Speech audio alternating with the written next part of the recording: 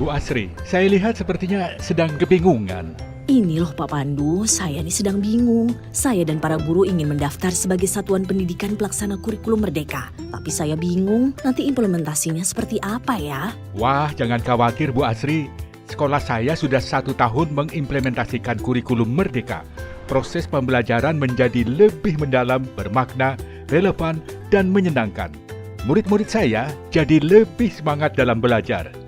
Bu Asri tidak perlu cemas, karena dalam menerapkan kurikulum Merdeka, Kemendikbudristek telah menyediakan 6 dukungan kepada kita untuk menjadi sumber belajar. Dukungan tersebut meliputi komunitas belajar, platform Merdeka Mengajar, narasumber berbagi praktek baik, seri webinar, mitra pembangunan, dan pusat layanan bantuan atau helpdesk.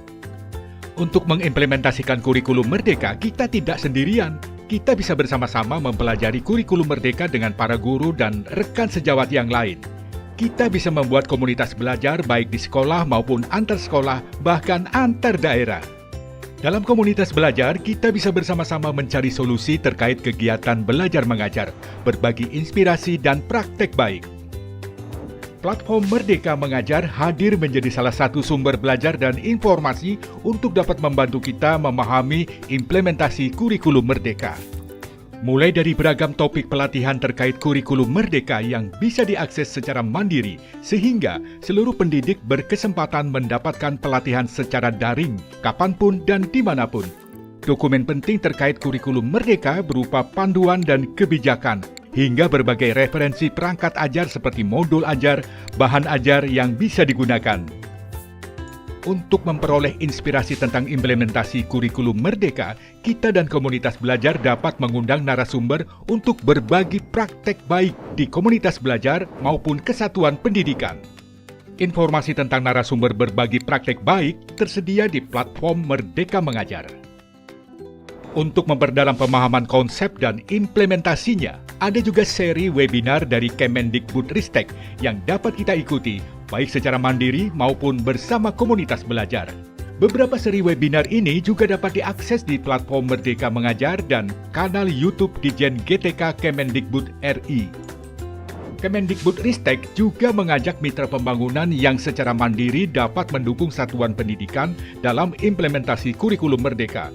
Mitra pembangunan berasal dari lembaga, yayasan, organisasi, dunia usaha, dan dunia industri.